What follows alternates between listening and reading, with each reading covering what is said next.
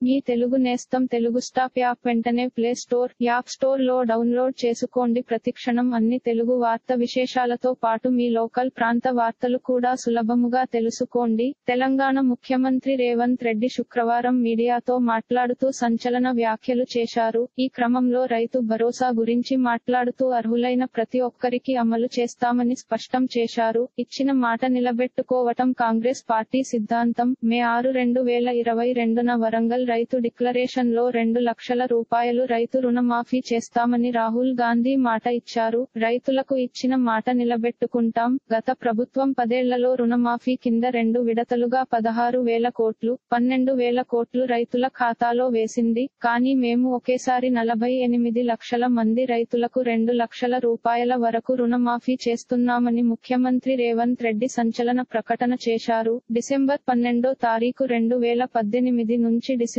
9, 2023 వరకు రైతులు తీసుకున్నారు 2 లక్షల వరకు రుణమాఫీ చేస్తున్నట్లు తెలిపారు. ఇందుకోసం 31,000 కోట్లు అవసరం. వీటిని సేకరించి అన్నదాతలకు రుణ విముక్తి కల్పిస్తాం. వ్యవసాయం దండగ కాదు పండగ అని భరోసా కల్పిస్తాం. జూలై 15 కల్లా నివేదిక వస్తుంది. బడ్జెట్ సమావేశాల్లో ఆ నివేదికను ప్రవేశపెట్టి రైతు భరోసా విధివిధానాలు నిర్ణయిస్తామని సీఎం రేవంత్ రెడ్డి స్పష్టం చేయడం జరిగింది. ఇలాంటి మరిన్ని తెలుగు రైతు వార్త విశేషాలు కోసం ఛానల్ కి సబ్స్క్రైబ్ చేసి గంట నొక్కడం మర్చిపోకండి. ఈ వీడియోని తోటి మిత్రులకి షేర్ చేయండి. మీ అభిప్రాయాన్ని కామెంట్ లో తెలపండి.